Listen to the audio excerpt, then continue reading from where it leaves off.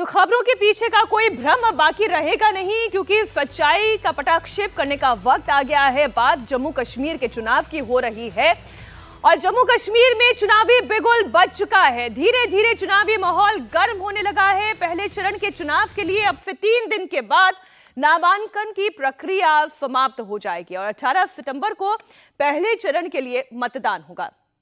जम्मू कश्मीर में 10 साल के बाद विधानसभा चुनाव हो रहे हैं, वो भी नए कश्मीर में, एकदम बदले हुए कश्मीर में। उस कश्मीर में जहां अब 370 और 35 वाला बैरियर नहीं है, लेकिन अब वहां पर गठबंधन को लेकर सियासत गर्म है। कांग्रेस और नेशनल कॉन्फ्रेंस के बीच जो गठबंधन हुआ है, उसे लेकर सवाल पूछा जा रहा है। यह सवाल कोई और नहीं बल्कि देश के होम मिनिस्टर अमित शाह ने पूछा है। अमित शाह ने कांग्रेस पार्टी और राहुल गांधी से ये सवाल पूछे हैं। आज अमित शाह ने सोशल मीडिया प्लेटफॉर्म एक्स पर 10 सवालों की बकायदा एक लिस्ट जारी की है और इन सवालों पर राहुल गांधी और कांग्रेस से जवाब मांगा है। अमित शाह ने कांग्रेस से आर्टिकल 370 पर उसकी राय मांगी है। पूछा कि क्या वो नेशनल कॉन्फ्रेंस के आर्टिकल 370 को वापस लाने के वादे का सपोर्ट करते हैं। शाह ने पूछा, कांग्रेस बताए कि क्या वो जम्मू कश्मीर में अलग झंडे को मानते हैं। अमित शाह ने कांग्रेस से 10 सवाल पूछे हैं और ये सवाल नेशनल कॉन्फ्रेंस के घोषणा पत्र से जुड़े हुए हैं। तो चलिए आइए ये 10 सवाल एक एक करके सिलसिलेवार तरीके से आपके सामने रखती हूँ। आपको नेशनल कॉन्फ्रेंस के मैनिफेस्टो के बारे में भी बताऊंगी, लेकिन उससे पहले आपको ये जानना जरूरी है कि आज अमित शाह ने कुल 10 क्वेश्चंस, ये 10 सवाल आखिर कौन कौन से हैं जो कांग्रेस पार्टी और राहुल गांधी से पूछे हैं। अमित शाह ने कांग्रेस पार्टी से पहला सवाल पूछा कि क्या कांग्रेस नेशनल कॉन्फ्रेंस के जम्मू कश्मीर में फिर से अलग झंडे के वादे का समर्थन करती है। क्या राहुल गांधी और कांग्रेस पार्टी अनुच्छेद 370 और 35 को वापस लाकर जम्मू कश्मीर को फिर से अशांति और आतंक के युग में धकेलने के JK&C के निर्णय का समर्थन करती है।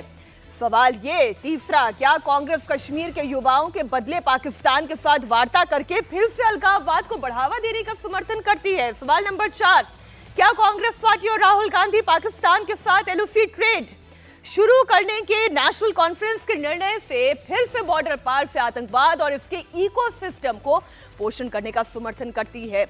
सवाल नंबर 5, क्या कांग्रेस पार्टी आतंकवाद और पत्थरबाजी की घटनाओं में शामिल लोगों के परिजनों को फिर से सरकारी नौकरी में बहाल करके आतंकवाद, दहशतगर्दी और बंद के तौर पर फिर से लाने का इसे समर्थन करती है। सवालों की लिस्ट यहीं पे खत्म नहीं होती है।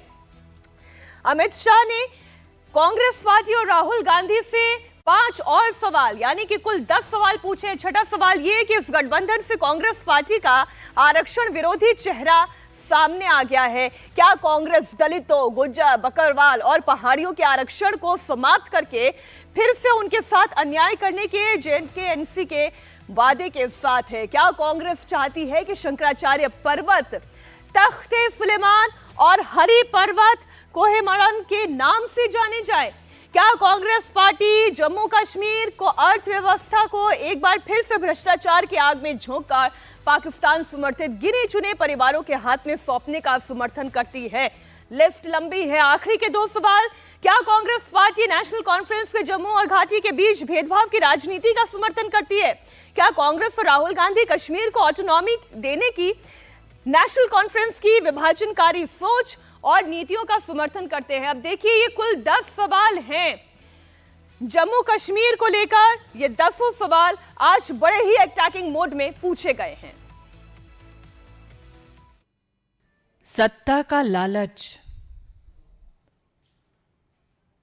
कांग्रेस और NC को